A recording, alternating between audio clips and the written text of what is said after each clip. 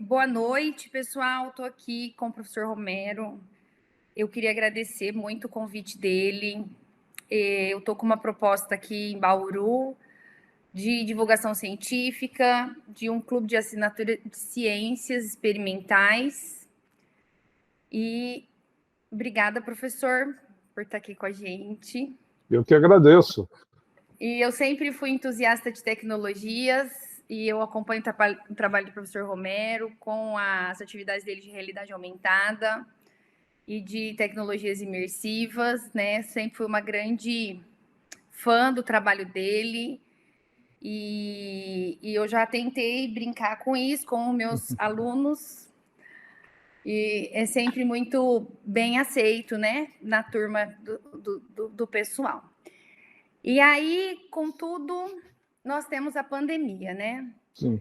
E o professor Romero, ele tem uma visão à frente do tempo de um ensino sem distância, tanto que ele publicou um livro priorizando não, né? Mostrando as vantagens do ensino à distância, né? O acesso e todos os benefícios que esses recursos podem trazer para a gente. Então, a gente vai fazer um bate-papo. Eu elaborei algumas perguntas aqui para ele. E aí, eu vou perguntar algumas coisas. E se vocês quiserem participar também, serão muito bem-vindos aí, porque sem maiores formalidades. Professor, assim que o vírus passar, ou amenizar, né? Porque eu acho que ele não vai passar. A gente pode falar que ele pode ser mais controlado, enfim, um sonho distante eu acho que é ele passar, mas eu acredito como bioquímica que não vai ser tão rápido. Você acha que as salas de aula física, a sala de aula física, né, ela será como antes? Bom, primeiro, obrigado pela proposta e pelo convite desse bate-papo. Também sou o seu admirador, acompanho o seu trabalho no Ciência na Caixa desde quando você ainda estava fazendo a concepção desse projeto. E é um projeto bem bacana que eu vou querer conversar um pouco sobre ele também, porque tem tudo a ver com a educação sem distância. A educação sem distância não é só com tecnologia digital, né? Mas com soluções como essa do Ciência na Caixa, que o laboratório vai para a casa do aluno, né? Então, parabéns por esse projeto. Mas a sua questão é se a sala de aula vai ser a mesma coisa. Eu também acredito que, infelizmente, esse vírus, assim como a influenza, que está há muito tempo entre nós e a gente tem que tomar vacina todo ano, que nós vamos ter algo parecido também com o coronavírus, né? E vamos ter que entrar nesse ritmo de todo ano tomar vacina, né? Mas eu acredito também que a gente vai voltar à vida normal, mas essa vida vai ser modificada mesmo que o vírus acabe. Não é a presença do vírus que vai fazer a sala de aula ser diferente e até a nossa vida social ser diferente. É que esse ano em que nós nos isolamos, ele fez com que a gente aprendesse muita coisa, de uma maneira forçada, mas aprendemos, né? Então, muitos dizem que a Covid, essa luta contra a Covid é uma guerra, e é uma guerra mesmo, né? E a gente sabe, quem estuda história sabe que no pós-guerra as civilizações mudam, né? Nunca é a mesma coisa depois de uma grande guerra, nada é como antes, mesmo se a gente não tenha mais guerra, a gente tem paz, mas a situação é outra, porque durante a guerra muitas coisas acontecem e que provocam essas mudanças. O mesmo está acontecendo nessa guerra contra o coronavírus, né? Então, a gente está aprendendo coisas e está aprendendo a usar melhor a tecnologia, né? Hoje, esse recurso que nós estamos usando, por exemplo, o Meet, a gente está usando dois ao mesmo tempo, estamos fazendo uma videoconferência via Meet, Google Meet, e ao mesmo tempo via Instagram, né? Antes do coronavírus, poucas pessoas teriam essa habilidade para fazer isso. Hoje, praticamente qualquer pessoa pode, com o seu celular, entrar numa videoconferência, criar um evento público, né? os alunos e os professores estão aprendendo a usar essas tecnologias, e não só aprendendo, não é só uma questão de criar habilidade de uso das tecnologias, eles estão percebendo o potencial que antes não era aproveitado. E quando você se habitua com uma nova mídia, é difícil voltar para trás, né? Então, não vai haver esse retorno, porque, por exemplo, fazendo um paralelo, né, com uma mídia antiga, que era o uso da lousa para transmitir informações, né? Então, pessoas mais velhas aprenderam copiando da lousa. E já foi comprovado que copiar da lousa ajuda a fixar a informação. A pessoa aprende enquanto copia, ele tem que, não só copiar da lousa, fazer anotações do que o professor está falando, etc. Então, aquilo força a pessoa a estruturar o seu conhecimento na cabeça. Então, escrever é um ato também de aprendizagem. Bom, mas não é porque isso funcionava que agora vai funcionar. Não adianta o professor chegar na sala de aula e falar, olha, copiem o que eu estou escrevendo ou o que eu estou falando. O máximo que os alunos vão fazer é ou ligar o gravador, né, ou tirar fotografia da lousa. Então, porque eles já sabem que existe um jeito mais prático de fazer isso. Então, não dá para você fazê-los com que eles voltem para trás, depois que um hábito é incorporado, né? Fazendo outro paralelo com o streaming, né? Antes do streaming, as pessoas se programavam porque vai passar o filme tal no TV a cabo, no horário tal, e a pessoa sentava lá para assistir naquele horário. Hoje ninguém tem paciência de seguir um horário pré-estabelecido. Ele quer assistir na hora que ele deseja, assistir um capítulo, um episódio após o outro, ou fazer uma maratona e assistir todos. Depois que ele aprende a fazer isso, é difícil voltar para trás. Então, como é que um professor vai conseguir convencer o aluno a pegar condução, chegar até a sala de aula para fazer uma atividade que poderia ser feita à distância? Então, duas coisas vão acontecer.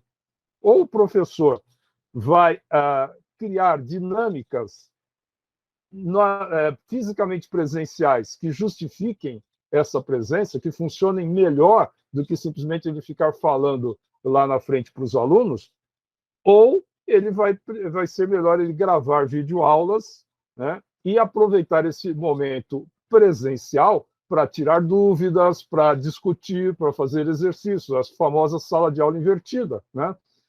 Mesmo, né, com a pandemia, a sala de aula invertida tem funcionado, tá? Muitos professores têm usado o momento online para tirar dúvidas, para discutir, para fazer exercícios, e a aula formal mesmo é uma videoaula pré-gravada que os alunos assistem antes da aula online, né? Um modelo que tem funcionado bem. Então, vai haver, quer dizer, uma mudança cultural, certamente, tá? Então, tanto para se melhorar o aproveitamento do espaço físico, né, não desperdiçar aquele momento presencial com aulas expositivas ou com atividades em que não há interatividade, como também usando mais o modelo híbrido, né? Então, o vírus, infelizmente, ainda vai perdurar por um tempo. Vai haver pessoas que estão no grupo de risco, alunos ou professores, tá? Então, quando eu falava em modelo híbrido antes da pandemia, eu falava no modelo híbrido em todos os sentidos, não era só híbrido, assim, você falando, a parte do curso é à distância, parte é presencial, ou essa disciplina é à distância, essa é presencial, ou essa aula é à distância, essa é presencial. Não, eu considero híbrido no sentido até mais amplo de o aluno poder escolher se aquela aula ele vai assistir lá na sala de aula física, ou se ele vai acompanhar à distância, ou se ele vai assistir aula gravada depois, né? Então, a gente vai ter situações que antes pareciam absurdas, né? Como, por exemplo, os alunos na sala de aula física e o professor em casa dando aula para eles à distância, com a imagem do professor lá no telão. Pode acontecer. Hoje já está acontecendo nesse retorno de alunos que parte dos alunos estão em casa e parte dos alunos estão na sala de aula, né? E aí vão surgir desafios novos, né? Já há professores se queixando, por exemplo, da dificuldade que é gerenciar uma sala de aula em que parte dos alunos estão fisicamente presentes e parte dos alunos estão à distância. Então, a gente vai ter que criar meios de trabalhar melhor essa hibridização que vai ocorrer. Sim, muito bom, professor. Aqui as pessoas falaram boa noite para todos. Boa noite que a estão todos. aí. Obrigado Que estão pela aí presença. Pelo Instagram ou pelo Meet, né? O retorno melhorou, pessoal, porque como a gente está em duas plataformas, estava tendo retorno, eu estou procurando usar o fone agora para ver se melhora um pouco. Eu esqueci desse detalhe, tá bom? Mas qualquer coisa vocês vão dando um toque aí, porque a gente está junto. Será que está dando problema no microfone porque eu estou com... Não, eu acho que você pode mutar o Instagram. Para você não ouvir o Instagram. Sim, isso está mutado. Ótimo. Isso tá, mas eu acho ele que pode estar captando o meu... Mas isso tudo bem, né? Isso acho que não eu tem acredito que tá bacana. Tá. Eu acho que está funcionando aí. Eu lamento, peço desculpas pela imagem que está escura, mas é que eu acertei a iluminação para o Meet e não ficou tão boa para o Instagram. Tá? Outra coisa, falando na questão de obrigado pela presença, eu aproveito para reforçar o conceito de presença. Tá?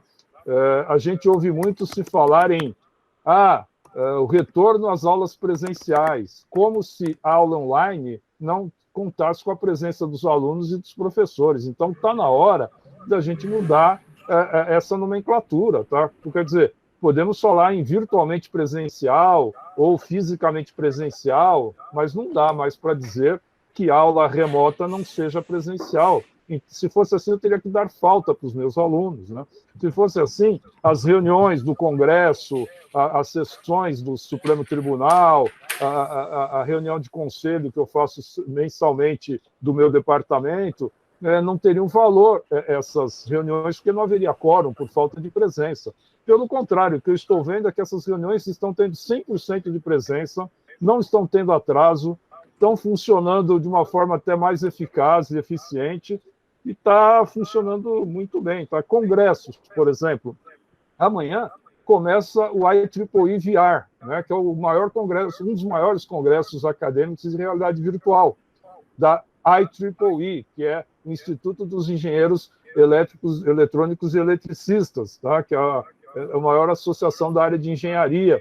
E esse evento eu não conseguia ir todo ano, né, porque é difícil a gente participar de todos os congressos científicos, principalmente quem trabalha na área multidisciplinar, como eu, que trabalho com educação, com tecnologia, com realidade virtual, computação gráfica. Eu teria que participar de uns 20 congressos internacionais por ano se eu quisesse participar de todos. Né? Então, hoje a gente está conseguindo participar no mundo virtual. Então, amanhã vai começar esse congresso, eu vou entrar no mundo com o meu avatar, tá dando um retorno mesmo. Alguém talvez esteja com o microfone aberto, eu peço para todo mundo colocar no mute. Não está todo mundo no mute mesmo. Tá. Coloca você no mute e abre só quando você for perguntar, ver se dá certo. Tá. Então,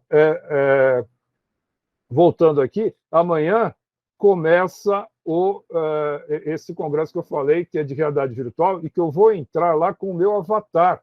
Eu já participei de outros, assim, o Immersive Learning, que é o congresso de aprendizagem imersiva, que ocorreu em junho passado, foi assim, e vai ser em junho desse ano de novo.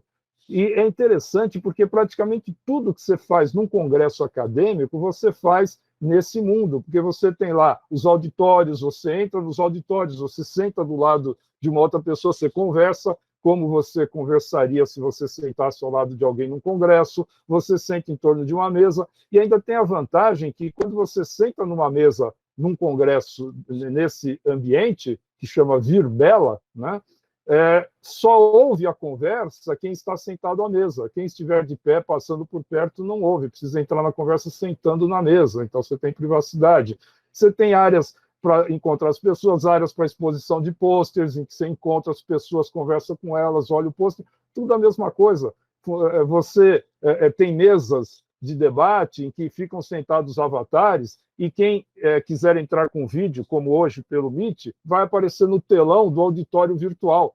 Então, você está sentado como se você estivesse assistindo um debate com participantes aparecendo no telão. Então, dá para ter muita presença usando ambientes virtuais.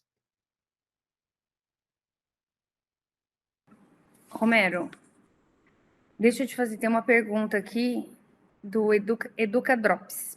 Parte da turma na escola e a outra em casa. Mesmo assim, se encaixa no modelo híbrido? Boa Muito pergunta. Bem. Sim.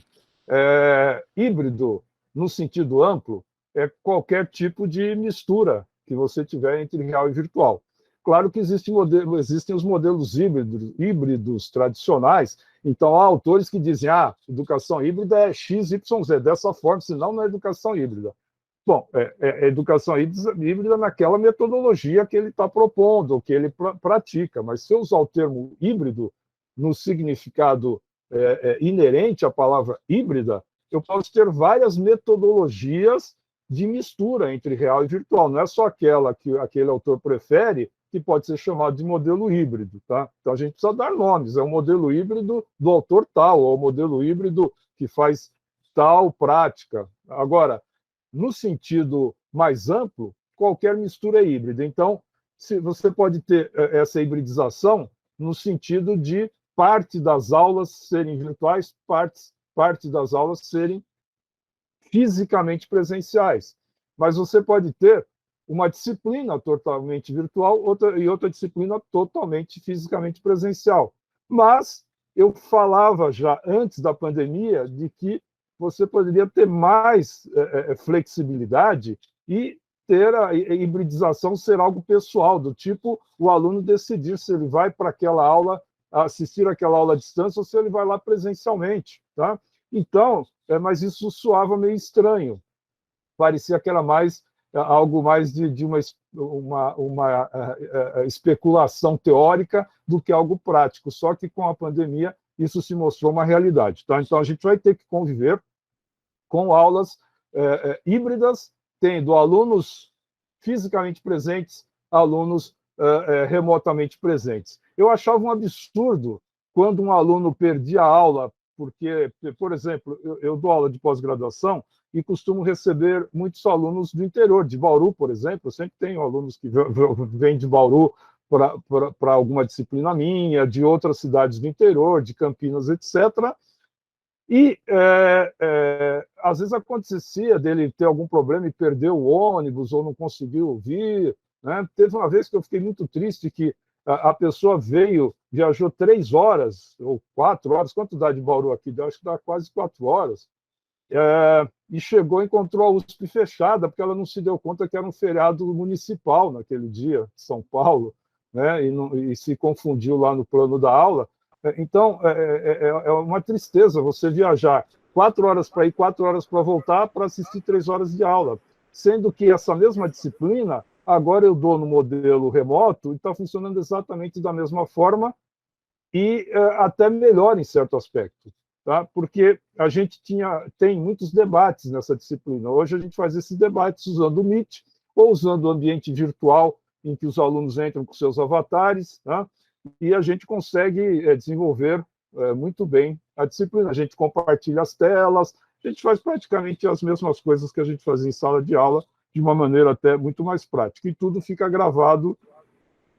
E vejam, gravar uma aula online funciona melhor do que gravar uma aula fisicamente presencial. Né? Porque para você gravar uma aula fisicamente presencial, onde você vai posicionar a câmera? Ela fica meio longe, teria que ter um cameraman dando zoom ou enquadrando cada hora quem fosse necessário. O áudio fica complicado, o compartilhamento de tela fica complicado. Então, muita gente fala, gravar aula não funciona. Não funciona, primeiro, se você não tiver uma estrutura boa. Se você tiver uma equipe de filmagem, vai funcionar muito bem. Né?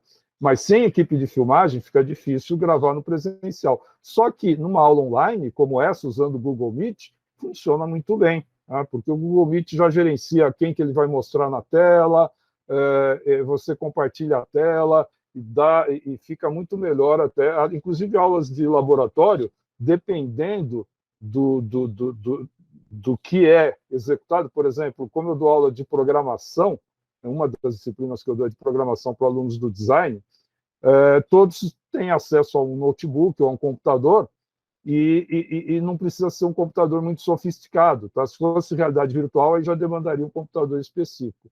E a gente consegue muito bem já resolver um problema que a gente tinha, que era disputa para o laboratório, lá na faculdade, naquele horário, tinham muitas disciplinas que queriam usar, o laboratório era super disputado, agora nem esse problema mais a gente tem, e o aluno compartilha a tela dele, eu consigo já, em vez de ele chamar para eu ir até o computador dele no laboratório, enquanto eu estou falando com ele, os outros alunos não veem o que eu estou falando, agora não, ele compartilha a tela, enquanto eu estou explicando, os outros alunos estão vendo também, e a aula flui até melhor. Então, professor, o pessoal fica muito entusiasmado aqui com Avatar, né? Enfim, isso aí é muito legal. E assim, infelizmente, poucos professores sabem isso, né? Então, a gente precisava de ter curso de formação, docente, e eu acho que é uma área que vai se expandir muito, justamente porque a gente acredita que esse modelo vai permanecer, pelo menos o híbrido, eu acredito que vai permanecer, né? Pensando nisso, eu, como estou aqui no grupo da pós-graduação, então a gente sempre pensa que educação, quando a gente fala a palavra educação, a gente pensa num sentido para todos, né? E a gente sabe, por exemplo, que uma criança mais simples, um adolescente mais simples, ele não tem aquele ajuda do pai, muitas vezes ele não tem computador, muitas vezes ele não tem internet, né? É uma realidade. E eu gosto ainda de fazer um pouco dessas discussões sociais, porque eu acho que elas são extremamente importantes, porque educação é um direito, né? Então, a gente tem leis que dão esse direito. Você acredita que as políticas públicas vão conseguir levar esse acesso, por exemplo, a criança ela tinha o direito à escola, né, com o professor. Hoje, ela vai ter o direito de receber uma internet, um computador em casa. Você acredita nisso? Seria um sonho, né? Sim, mas eu acredito que é muito mais fácil você levar internet e dar um computador para os alunos do que dar condução e alimentação, transporte, e acolher esse aluno numa educação fisicamente presencial. Então, assim como a gente hoje tem o problema de alunos que não têm acesso à internet, antes a gente tinha o problema fisicamente presencial, na educação tradicional, de alunos que não iam à escola porque não conseguiam chegar, porque é muito longe, porque não tinha quem levava, porque não tem dinheiro para condução, mesmo com vale estudante, com passe escolar, tinha uma série de problemas de acesso. Né? Então, se a gente for ver, com a internet, você até consegue dar acesso mais democraticamente, tá? Porque um aluno que mora longe dos centros urbanos nunca poderia ter aula numa escola assim de nível que a gente encontra nos grandes centros, né? E ele vai poder simplesmente tendo internet. Então, vai ser mais fácil para os prefeitos de pequenas cidades oferecer infraestrutura de internet do que criar escolas e levar professores de alto nível para aquela cidade, né? Então, podemos ter também no modelo híbrido, modelos em que você tem escolas como polos, né, numa cidade pequena que não tem muitos recursos, com boa internet, que é isso que tem que se investir, com professores assistentes da própria região, né, e professores mais experientes dando aula à distância com o apoio desses professores assistentes fisicamente presenciais. Então, tem vários modelos que podem ser trabalhados no momento em que se perca esse preconceito que sempre existiu com relação à educação à distância, educação remota, etc. Então, essa barreira, esse paradigma, finalmente foi quebrado, né, de uma forma que ninguém desejaria que fosse dessa forma, mas, enfim, aconteceu, e agora a gente tem esse efeito colateral bom, digamos assim, de as pessoas, então, terem perdido esse preconceito e terem aprendido que, de fato, dá para aprender à distância, né? Dá para se ter presença à distância, dá para se trabalhar com modelos híbridos, né? E a gente precisa experimentar cada vez mais isso. E, claro, cuidar das pessoas fragilizadas, né? Das pessoas, dos alunos que têm problemas, porque não é só o problema da internet, tá? Esse eu acho que até é mais fácil de resolver, e eu acredito que em breve a gente vai ter resolvido, vai ter universalizado a questão da internet no Brasil, porque é uma questão muito óbvia para qualquer político no Brasil não resolver, né? Daqui a alguns anos, nós vamos ter o 5G.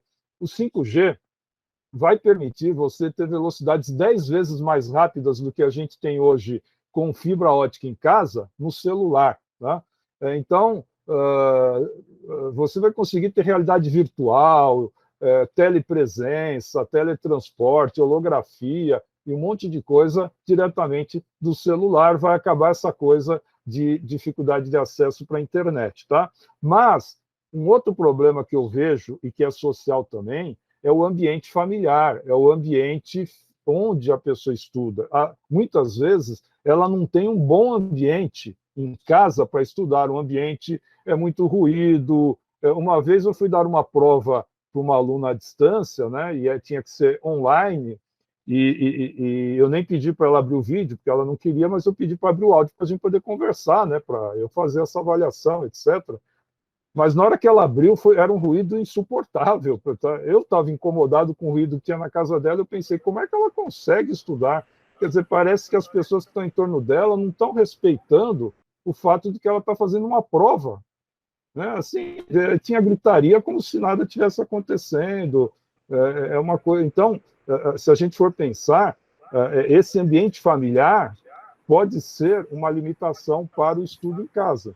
Às vezes é melhor o aluno se deslocar para um ambiente mais adequado para estudo. Mas aí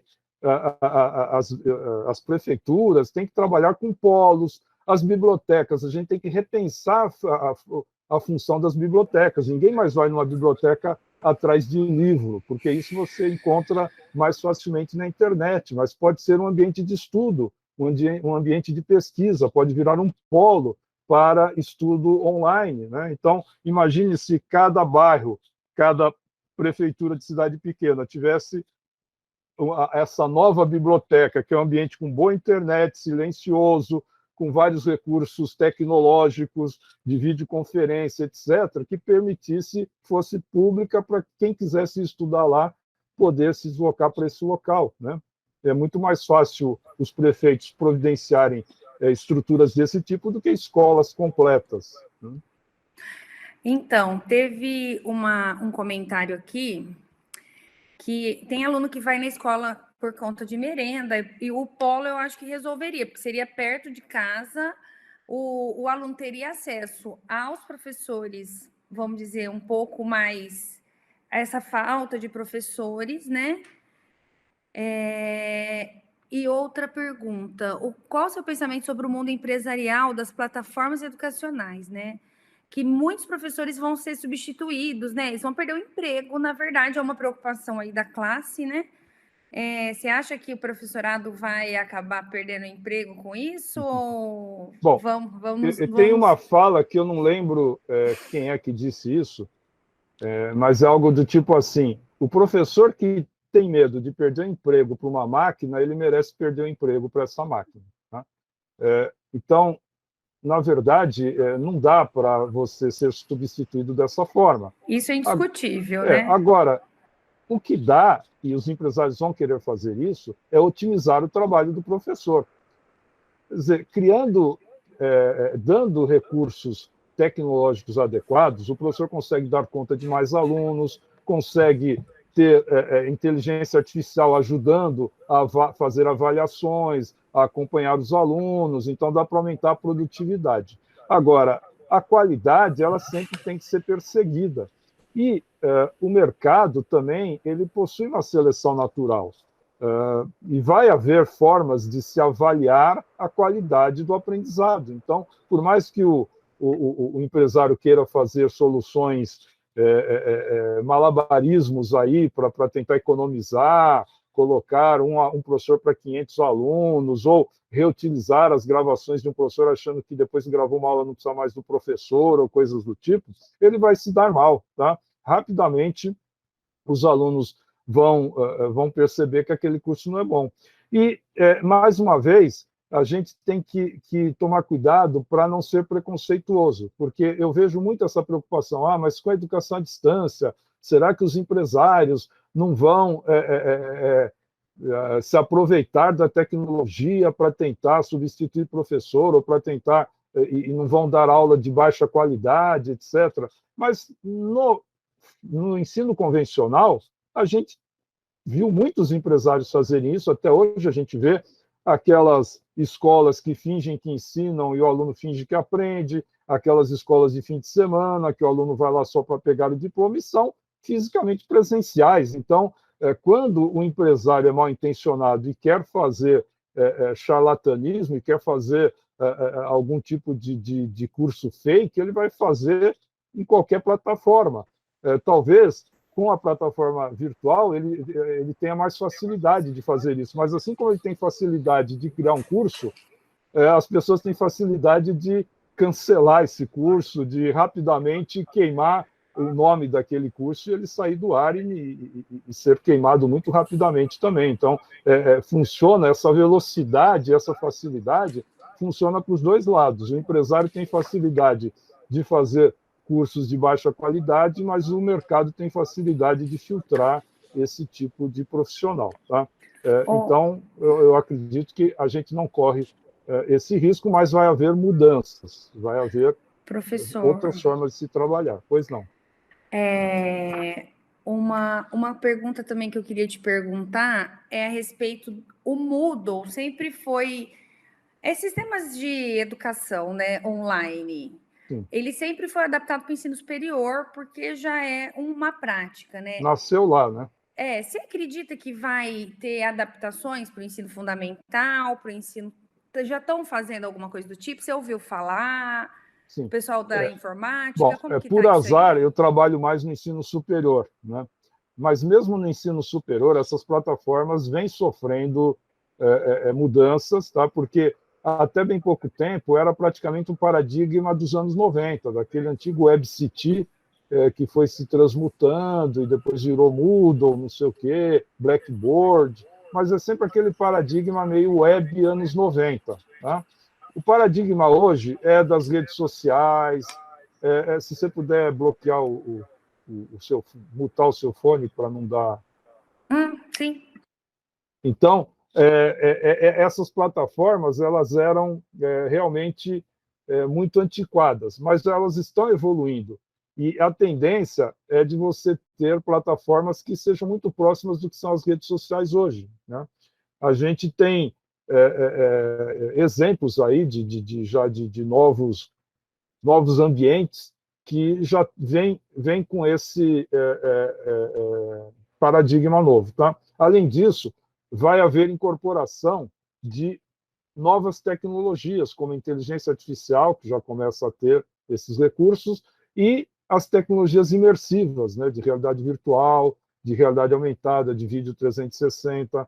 Então, essas plataformas vão ainda evoluir bastante, cada vez mais vão migrar para o celular, isso pensando no ambiente ainda para ensino superior e adultos. Né?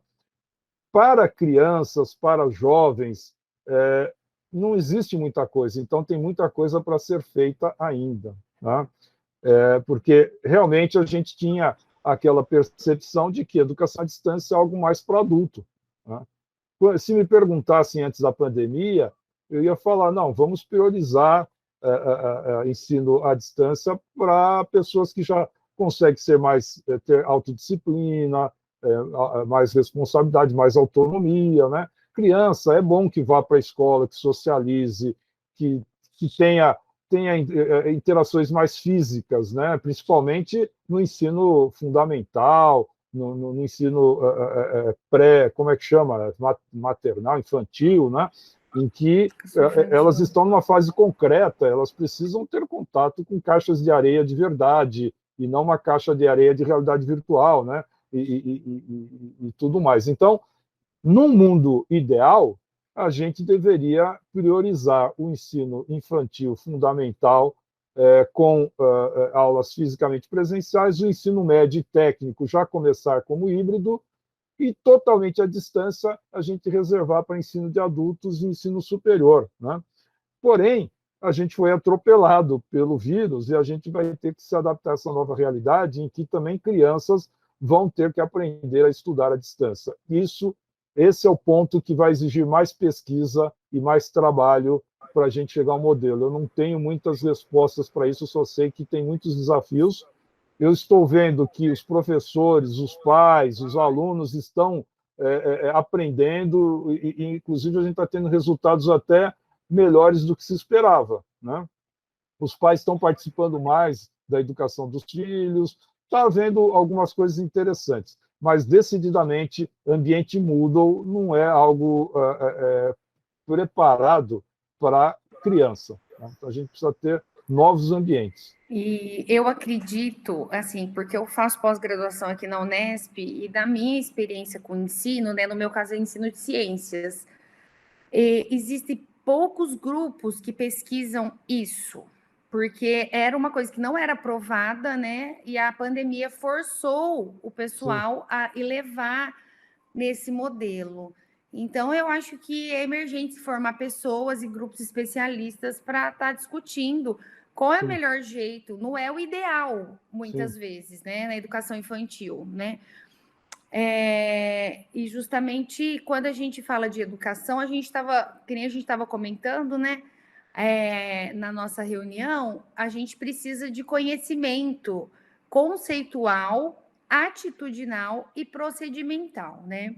Aqui no Ciência na Caixa, a gente vem mostrando o lado mais procedimental, de levar esse acesso, né? Principalmente porque o laboratório de ciências, ele é um impasse em todas as escolas que eu passei, porque acesso a reagente, disciplina de aluno, a periculosidade, todas as coisas estão envolvidas, né?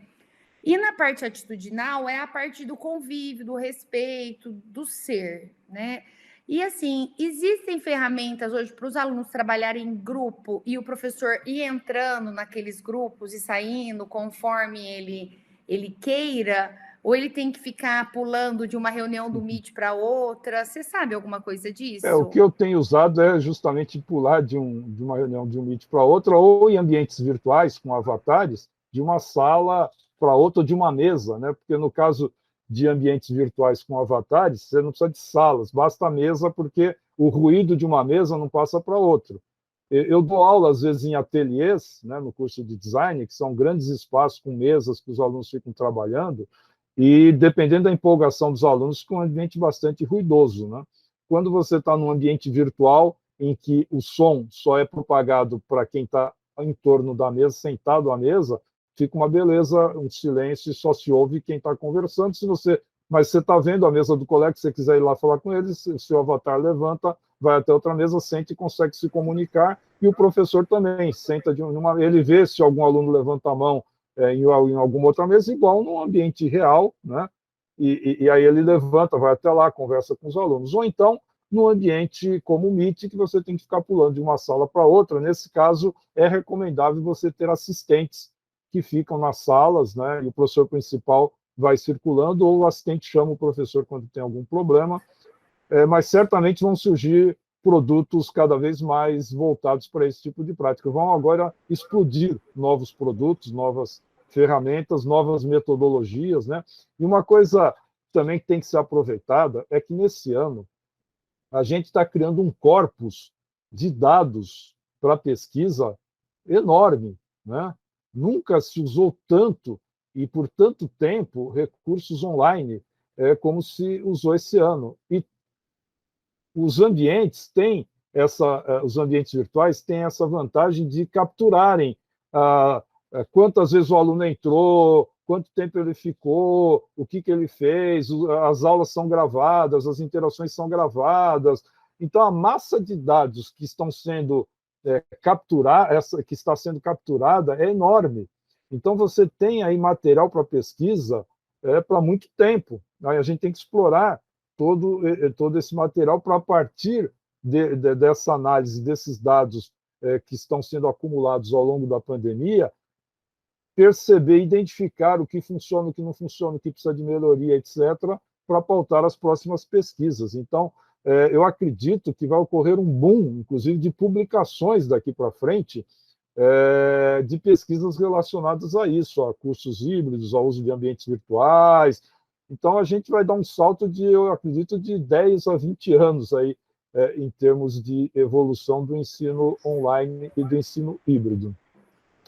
E agora falando um pouco, já que você comentou também do laboratório remoto, no caso aí, é um laboratório que vai até a casa do aluno, não é o aluno que vai até o laboratório, né? E eu quero chamar a atenção para as possibilidades do ensino remoto, que não se limitam apenas à aula online, tá? Ou a recursos digitais. Você pode ter, de forma criativa, como é o caso de Ciência na Caixa, né, o laboratório indo até a casa. Então, o download daquela aula é pelo correio, né? Então, chega aquela caixa, e eu queria até que você mostrasse, que eu achei fenomenal aí essa sua solução de educação remota analógica, né? Usando recursos tradicionais, só que na casa do aluno. Você tem uma caixa para mostrar para a gente? Tenho. Eu vou mostrar Eu para acho que, vocês. como muita gente deve estar curioso para entender o que é a ciência na caixa, né? Eu Todo vou mundo mostrar fala para para sair fora da caixa, e você colocou a ciência na dentro da caixa. caixa, né? Na verdade, essa proposta é uma proposta dos clubes de ciência à distância, que são muito comuns no Canadá, nos Estados Unidos, na Europa, e que aqui no Brasil não é uma realidade, que é o clube de assinatura por recorrência, né? Sim. E eu, junto com uma equipe, tenho o professor Reinaldo, a professora Silvia, uma equipe que está me ajudando, a gente discutiu isso, falou, não, vamos colocar a mão na massa e vamos tentar ver o que dá, né? Então, a gente está padronizando algumas caixas, né? A gente tem alguns planos que está lá no nosso site. Dentro das caixas, a gente tem todo modo de fazer, então está tudo na proposta de ensino investigativo, aplicando conhecimento, que é aprendizagem significativa, que as pessoas falam tanto, e elas nunca sabem, na verdade, o que é, né? E muitas vezes a gente tem que propor situações, outros contextos para aplicar aquele conceito, né? E aí a gente está levando a mão na massa, porque tem criança que ela cansou da internet, ela cansou de só ouvir, e principalmente no ensino de ciências, que os conteúdos são abstratos, né? Eu vou ver um átomo, como que é isso, né? Então, a gente está levando. E nesse plano aqui, a gente faz tudo por sachêzinho, tudo bem organizado. Todo mês recebe uma vidraria, né, que é de plástico para os pequenos. Então, eles vão fazer vidraria plástica, ok. para os pequenos, né? Mas qualquer dessas atividades tem que ser assistida pelos pais, né? Não adianta a gente falar, vamos deixar eles fazerem sozinhos, que isso não vai acontecer, né? E é um conteúdo que geralmente ele não é linear. O que significa? Que nem quando a gente tinha o caminho suave, sabe, professor Tori? Sim, eu tenho até hoje. Aí, assim, na química, eu sou professor de química, então, assim, tudo muito linear. Então, aqui a gente discute de maneira mais não linear, a gente atrai os conceitos em cima dos fenômenos, né? Então, aí a gente tem reagente, enfim, a gente manda garrinha para fazer pilha, placa de zinco, de cobre, tanto que eu vou buscar lá em São Paulo, porque para vir comprar essas plaquinhas de zinco, todo mundo fala, vamos usar pedaço de calha. Eu já cortei minha mão várias vezes, os pais não têm tempo, não têm paciência, as crianças ficam frustradas. Tem que mandar tudo. Eu mando tudo, tem tudo, assim. O que vai precisar? Limão, óleo, vinagre, as coisas que tem em casa. E não é experimento que faz com o que tem em casa só, porque isso eles fazem com o que tem em casa. Então, sempre vem um reagente, enfim. E aí, eu pensei no começo da gente vender essas caixas separadas, né? E o que acontece? A gente resolveu que não, porque a gente quer um processo de imersão, por isso o clube. Então, todo mês vai receber atividade, né? Os pequenos 2 atividades, que não tem uma faixa etária, porque como é assistido, o pai pode fazer a transposição, que a gente fala. O que é isso? Ele vai ler o roteiro, tem gabarito de tudo, né? Sim. E aí a gente vai fazer transposição. Falar, mas por que acendeu a luz, né, na casa da pilha de limão? É porque a gente tem mudança de energia química para energia luminosa, enfim.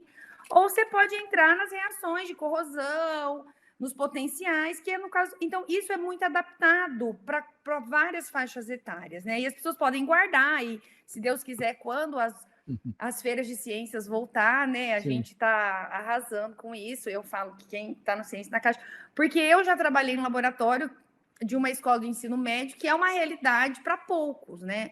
E dentro desse laboratório eu percebi que tinha algumas crianças que amavam e outras não gostavam. Então, aqui o interessante é o quê? É que a pessoa ela gosta, né? Mas tem que ter o envolvimento dos familiares ou de algum professor, né? Sim. E aí a gente tem uma assinatura que é a assinatura do Plano Expert, que vem uma caixa inicial que vem cheia de vidraria, tubo de ensaio, estante, Becker, Erlen. E aí, assim, é bastante Esse coisa. é o enxoval. Do outro plano. Então, vem aqui bastante coisa. Então, com essa caixa inicial, ela vai fazer os experimentos dos 12 meses. Que aí, cada mês, ela vai receber uma caixa dessa, que é o plano dos grandes, que são caixas na proposta temática, né? Que é... Aqui eu tenho fenômenos incríveis, água, nutrientes, enfim. Muito bom. E aí a gente vai ter 12, nós vamos ter forense, inclusive o professor que está aqui de biologia é do Laboratório de Criminalística aqui de Bauru, então o nosso forense vai estar muito legal. E isso interessa muito os jovens, porque muito. Tem filmes, tem séries, não sei o quê. E assim, e geralmente você compra reagente, vem um monte, você não sabe fazer com aquilo, tem desperdício aqui, a gente vai mandar só na dose. As doses para fazer, certinho. Obviamente, de 2 a 3, 4 vezes, alguns bem mais que isso. Então, cristais, muito enfim, bacana. né? E a gente vai ter um canal no YouTube também, que já está sendo gravado. E eu não sou assim, eu tento ser um pouco simpática, tipo youtuber, mas eu não tenho um professor aí que está arrasando, que fala assim, bora. Eu não tenho muito isso, assim, eu tento ser um pouco agradável, mas enfim, eu estou dando meu melhor, né? E aí a gente está fazendo os vídeos, porque para os pais assistirem o experimento e conseguir de fato orientar.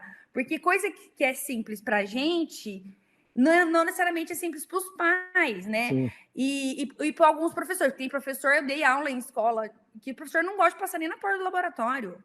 Porque o aluno, ele pensa muito naquele professor detentor do saber. E se o professor erra, ele é taxado como um professor que não é legal, um professor que não é bom naquilo que ele está fazendo, e existe um receio do professor de errar. E eu acho que os novos tempos da educação contemporânea vem tirando isso, né? Sim. Tanto que eu estou aqui em Bauru, a gente abriu um clube de ciências, que é um coworking, a gente tem professores de biologia, enfim. Então, a gente vai ter aqui microscópio, reagentes, o pessoal vai vir aqui para, por exemplo, eu gosto de formiga, então vamos estudar formiga, porque a filosofia do clube presencial é uma filosofia aberta. A gente está um pouco parado por conta da pandemia com as aulas presenciais aqui no clube, né? E aí, com a pandemia, eu falei, não, eu vou fazer o modelo americano. E com esse modelo, é um modelo que a gente está levando ciências para as crianças. Lógico que isso tem um custo, né? É um sonho que eu tenho, é de estar levando isso para os professores do Estado, apresentando essa proposta, quando ela estiver concreta, para a Secretaria de Educação do Estado. Eu vou conseguir acesso ao secretário de Educação da área de Ciências Naturais, e eu vou falar para ele, você tem que disponibilizar isso para os professores, né? Porque tem o vídeo no YouTube, tem o roteirinho, tem tudo pronto para o professor. Aqui eu separei até uns para te mostrar, ó.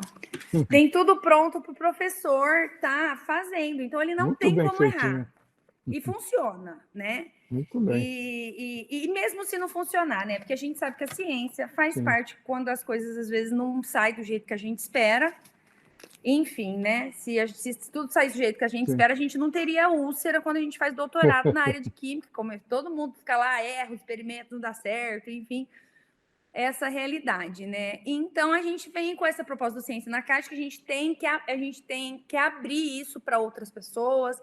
Tem professores também me procurando para comprar o Ciência na Caixa com já verba do CNPq, enfim, né? Porque a gente sabe o alto custo que tem isso. Então, o fato da gente levar um negócio que funciona pronto, fracionado, eles podem usar isso de outra maneira, né? E está sempre naquela proposta investigativa, naquela proposta moderna de levantamento de hipóteses, em si, que é do ensino de ciências mesmo. Então, a gente está com um trabalho bem inovador aqui no Brasil. Eu não sei como que isso vai crescer. E a gente tem que crescer. A gente está publicando um livro e a gente vai disponibilizar isso na forma de divulgação científica para toda a comunidade do YouTube, enfim. Parabéns, viu? Obrigada, professor. Eu fico muito feliz, assim.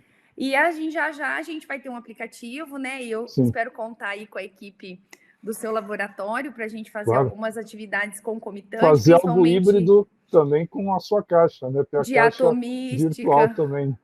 Com certeza, né? Eles colocarem aplicativo no celular, a gente construiu um site bacana, a gente vai começar a alimentar o nosso canal do YouTube. E agora falta ainda a parte do aplicativo, enfim, e de outras atividades. Então, assim, todo mundo que quiser saber um pouco mais e participar com a gente, estamos aí. E eu não tinha aberto o chat aqui do Meet, agora que eu abri, vi que tem várias contribuições aqui, inclusive a Graziela está dizendo que amou para trabalhar no ensino maker também, usando a ciência na caixa. Sim. E eu pensei naqueles polos que nós comentamos no início. Imagine pequenas prefeituras tendo um polo com alguns kits desse para que os alunos possam ter acesso, né? Então, tem muitas possibilidades. E tem outras perguntas aqui também. Eu vi que tem a Graziela também. Professor Romero, ainda existe muita resistência quanto às mudanças. E você, Graziela, deve saber, porque você está atuando justamente junto a escolas, né? Você percorre escolas aí em todo o Brasil, né? Acho que até interessante, de repente, você até entrar e dar algum testemunho quanto a isso, mas realmente parece que ainda há resistência. Você disse que, inclusive, escolas que voltaram, mas proibiram o uso do celular na sala de aula. Né? É uma coisa interessante isso. Como é que, no ensino híbrido, você proíbe o uso? É claro que você não deve permitir que o aluno use o celular para fazer algo que não tenha nada a ver com a aula. Aí sim, mas isso vale para qualquer coisa. Ele também não pode ficar batendo papo com os colegas de outros assuntos fora do assunto da aula. Ele pode estar com um caderno fazendo desenhinhos ou outras coisas que não tem nada a ver com a aula, então eu vou proibir dele abrir o caderno, porque tem alguém que usa o caderno de uma forma inadequada. Né? Então, não adianta proibir o uso do caderno, porque o aluno não usa bem o caderno, assim como não adianta proibir o uso do celular. Eu espero que isso seja superado. Né? Eu já vi alguns casos aí de escolas nesse breve retorno, que infelizmente foi muito breve, e já voltamos para o isolamento de novo, né? Mas nesse breve retorno que houve em algumas escolas, eu vi situações até curiosas, do tipo alunos distantes, cada um com seu tablet ou com seu notebook, interagindo pelo notebook ou pelo tablet. Aí eu pensei, então, para que precisou eles irem até a sala de aula fisicamente presencial para ficar fazendo o mesmo que eles poderiam estar fazendo cada um na sua casa? Né? Então, também a gente precisa planejar melhor esses momentos presenciais. Né? Se o momento presencial for bem planejado, não importa se é celular, se é caderno, o que é, os alunos vão usar da maneira correta, porque eles vão estar engajados na atividade. Né? Se for uma atividade ativa, tá? Uma aprendizagem ativa, em que os alunos têm que criar, têm que fazer, eles vão entrar no celular para buscar o que precisa, vão usar a nuvem para trabalhar também de uma forma colaborativa, vão usar as ferramentas, vão usar os vídeos, e todo aquele laboratório de computação que existe dentro de um celular, né? Um celular é um laboratório de computação, é um laboratório de realidade virtual, basta você pôr um pequeno adaptador, você já tem uma realidade virtual, é realidade aumentada, então é um monte de coisa que tem que ser explorada, né? Então, realmente, Graziella, não faz sentido esse tipo de preconceito ainda hoje com equipamentos móveis na sala de aula, né?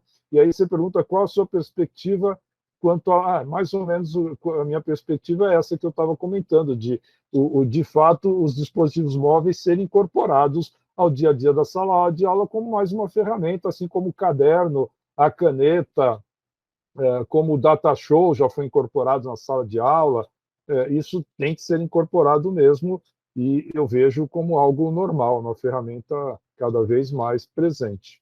E teve também, acho que quem mais aqui? A Karina falando que escola não é fábrica, é verdade, concordo, é isso, dos que eu vi aqui. Professor, nosso tempo passou voando. Uau, como? Pensei que a gente estava só no aquecimento. Então, vamos repetir, tá? Sim. O pessoal quer saber mais a respeito dos avatares, né? De contar. Deixa eu falar rapidamente, eu sei que já estourou, mas eu vou começar uma pesquisa agora envolvendo os avatares, porque um dos problemas que existe na aula baseada no Meet, por exemplo, principalmente para alunos de graduação, ensino médio, fundamental, é que os alunos, e eu entendo, né, não gostam de abrir a câmera, não gostam de abrir o microfone, então fica aquela aula, o professor falando para um monte de fotinhos, isso quando tem foto, muitas vezes é só uma letra que aparece, então isso dá um grande distanciamento. A videoaula, o Meet, o Zoom, etc., funcionam muito bem se todo mundo que for participar, pelo menos no momento de interagir, pode, não precisa ficar o tempo todo, mas na hora que vai fazer uma pergunta, que vai conversar, dá uma diferença, mas a gente não pode, né, constranger o aluno, etc. Então, de vez em quando, os alunos até combinam e fazem uma surpresa para o professor e todo mundo entra, o professor até fica emocionado, tal. Mas, já na pós-graduação, esse problema não é tão... não ocorre tanto, os alunos costumam entrar mais com vídeo e tal. Mas esse é um dos problemas. Então, assim, a dificuldade que os alunos têm para entrar com vídeo. O segundo problema é que, num ambiente de videoconferência, de webconferência, cada um está num ambiente diferente. Então, fica difícil a gente se sentir no mesmo espaço, sendo que você está vendo que eu estou aqui, sei lá, se é Nova York, Xangai, onde é que eu estou, você está aí no Ciência na Caixa, cada pessoa está com um cenário diferente. Já no ambiente virtual com avatar, é mais fácil todo mundo se sentir no mesmo lugar. Então, você tem duas vantagens. O uso do ambiente com avatar, primeiro, os alunos não vão ter constrangimento de entrar com seus avatares, pelo contrário, eles já têm até hábito de jogar, de controlar os personagens, etc. E, quando você desliga a câmera, o aluno se sente à vontade para se distrair, né? O professor não está vendo, então ele começa a olhar outras coisas, sei lá o quê, e pode se desconectar da aula facilmente. Já quando ele está controlando o avatar, ele não pode desconectar do avatar, porque senão vai se perceber que o avatar está abandonado, né? Então ele tem que mover o avatar, olhar para com quem ele está falando, etc, etc. Então eu vejo diversas vantagens aí no uso de avatares. Eu vou começar uma pesquisa e em breve eu vou divulgando à medida que ela for evoluindo, porque eu pretendo desenvolver uma metodologia baseada no uso de ambientes virtuais 3D no ensino, principalmente no ensino médio e no ensino superior. Né? E agora voltando para os desafios, né? Ensino médio, ensino fundamental 2 e fundamental 1, que é educação básica, né? Porque as crianças também vão precisar e elas gostam, né? Exato. Lógico que dentro daquela proposta que não atrapalhe todo o processo de evolução pedagógica, que, né, tem toda a parte da interação social, principalmente com as crianças, né? Sim. Que é extremamente importante. Então, a gente vai encerrando por aqui. O pessoal contribuiu, o pessoal está pedindo, olha, professor, eles vão adorar os avatares, as crianças. Realmente, eu tenho filhos que têm jogos, né? Tem mais uma perguntinha aqui antes de terminar. Eles gostam mesmo, eu acho que vai aumentar a gamificação, né? porque eu percebo que a aula é muito expositiva, os alunos estão cansados, eles já não aguentam mais. Então, eu percebo quando meu filho está fazendo um Kahoot, esses aplicativos mais simples, tipo quiz, Sim. eles gostam bastante. Qual ambiente imersivo você indicaria para a educação básica? A Renata perguntou. Então, eu vou ficar devendo, porque, e aí eu prometo, eu coloco lá no meu blog, romerotori.org, me acompanhe ou no Facebook, basta procurar o grupo Educação Sem Distância, ou a página Educação Sem Distância no Facebook, e tem também o perfil Educação Sem Distância no Instagram. Né? Pode me procurar pelo meu nome no LinkedIn também, Romero Tori, e nesses canais eu vou divulgando as novidades, tá? Então, já vou levar esse desafio de tentar pesquisar sobre alguma indicação de ambiente virtual para o ensino fundamental, né? Que realmente não é uma área que eu atuo muito, mas eu vou encontrar parceiros aí que atuem nessa área. Eu vou começar a pesquisa no ensino médio e universitário, que eu tenho mais contato, mas certamente eu pretendo expandi-la para os demais níveis, os níveis de crianças, e aí eu vou procurar, e inclusive pode ser que eu até divulgue chamadas aí para quem quiser participar mais para frente. Então, me acompanhem aí nos meus canais aí. Se procurar Educação Sem Distância, vai achar facilmente em qualquer rede social, inclusive no YouTube, e eu fico devendo essa resposta, então prometo procurar e divulgar em breve, tá? Ou, quem sabe, na nossa próxima conversa. No nosso próximo bate-papo. O pessoal pediu, professora, deixe seu contato aqui. Eu estou no @ciência na caixa, eu leio e respondo para todo mundo. Eu estou no meu site também, lá tem WhatsApp, se quiser estar falando comigo ou com o pessoal da equipe, eu estou sempre presente, tá bom? O meu e-mail é prislaine.magalhães@unesp.br. Estou à disposição para a gente compartilhar ideias, informações. Eu acho muito legal essas lives. E eu agradeço muito, professor Romero, estar aqui com a gente agradeço. hoje. E eu gostaria de repetir isso de tempos em tempos, professor, para você estar trazendo novidades aí para os professores, a gente deixar isso gravado, eu acho super importante, sabe? Essa interface, né? Eu sou uma pessoa um pouco plural, né? Eu sou formada em Química, fiz Filosofia, enfim, porque eu acho que as interfaces, elas são muito importantes. A gente, da educação, conversar com o pessoal da tecnologia, pessoal do laboratório, conversar com o pessoal da teoria, entendeu? Sim. As pessoas separaram muito as coisas e eu acho que, no momento atual, as coisas estão juntas. E a gente tem que cada vez mais estar agregando essas parcerias, assim, eu acho que elas são muito importantes, tá bom? Tá bom. Valeu. Muito obrigada, eu achei Obrigado. muito interessante. E eu vou deixar gravado para quem perguntou também. E a gente volta aí assim que possível. Um abraço, professor. Um abraço para você, a toda a equipe aí de Ciência na Caixa.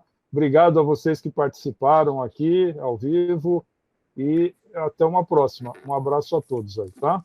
Obrigadão. Obrigadão, Reinaldo, que trouxe as perguntas para mim aqui, meu parceiro. parceiro. Joia. Meu parceiro. Obrigada, gente. Tchauzinho. Valeu, um forte abraço. É tudo de bom. Tchau, tchau.